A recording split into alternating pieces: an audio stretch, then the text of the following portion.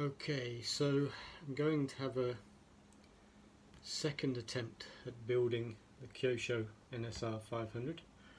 So this is based on Honda's two-stroke GP bike of 1991. I always said MotoGP, but there weren't MotoGP back then.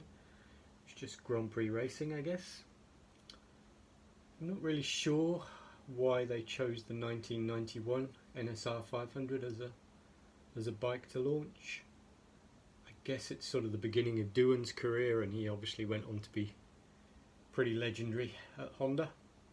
But the 1991 bike didn't really set the world on fire, I don't think. It didn't win the championship. I think Wayne Rainey won in 91 and 92 actually. And if I was picking a non-championship winning bike, I'd have gone for 92 because it had the Big Bang engine. And that really was pretty revolutionary in the two-stroke world, and the beginning of the building blocks for their domination with Doohan. I don't think he won until 94 actually with this bike. Perhaps should look that up, but I think Swans won after Rainey. So anyway, beginning of Doohan, I guess. I think this did have a new frame compared to the previous ones, but even that isn't that exciting because I think that was based on their endurance racer from the Suzuka 8 Hours. I think they learnt quite a lot of stuff from working on that and brought that tech across. So, but again, I'm sure someone on YouTube will correct me and tell me that I'm talking nonsense. Anyway, I've had this model for ages. I started building it. I went through the manual, and this model just looks like a real pain in the backside to build. So yeah, everyone there, Kyosho has a lot of fanboys to me, and excuse me if you really love Kyosho. I like them, don't get me wrong, they make nice kits, but they're nothing spectacular to me. And this one is a particular example. So here's the box art. It's a nice box, it all looks good. I won't spend too much time on that.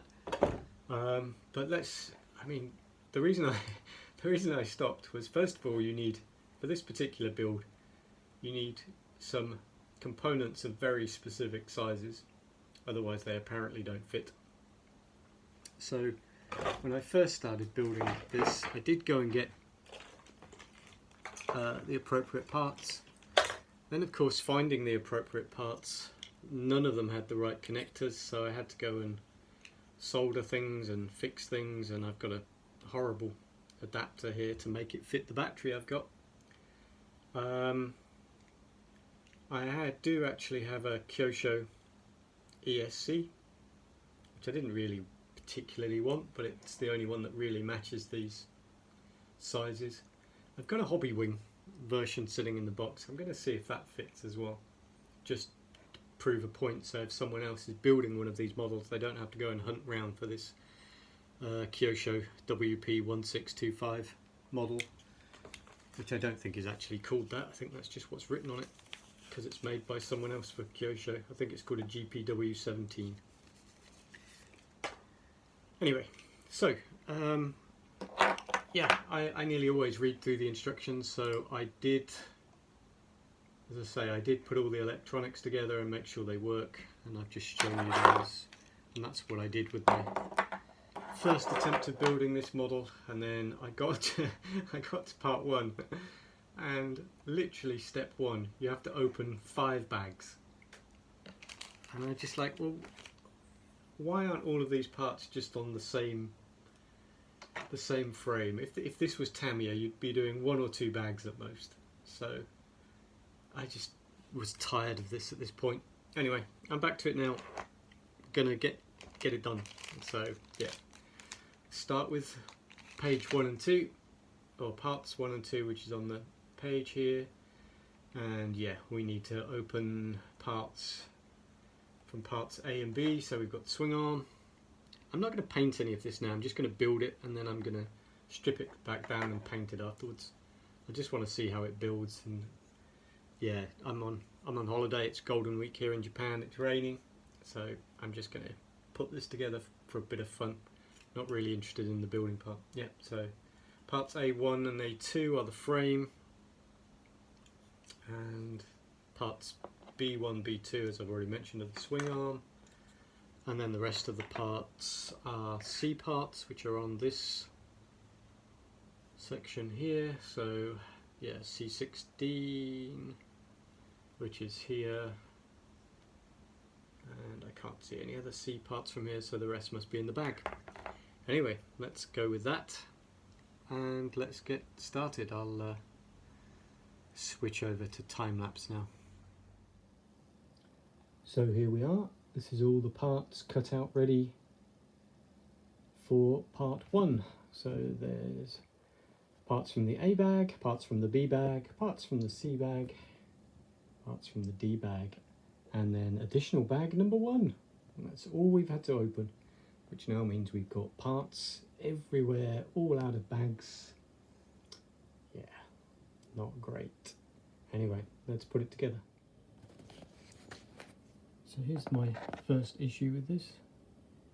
You can see there's a little plastic part sticking out from this part of the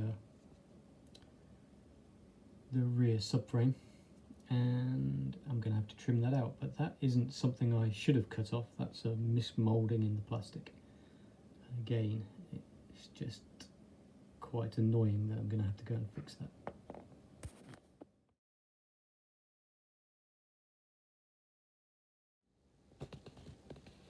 So this is steps 1 and 2 complete. I'm hoping I've pushed that metal rod in as far as it can go.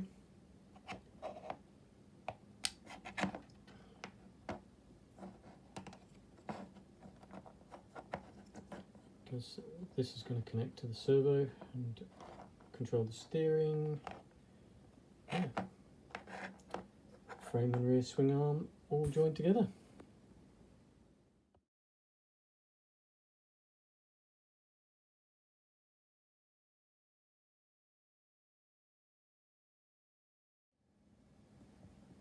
Okay, so I think this is step 3 completed. So you have to stick the receiver onto this flat plate, and then you have to stick the speed controller onto the receiver.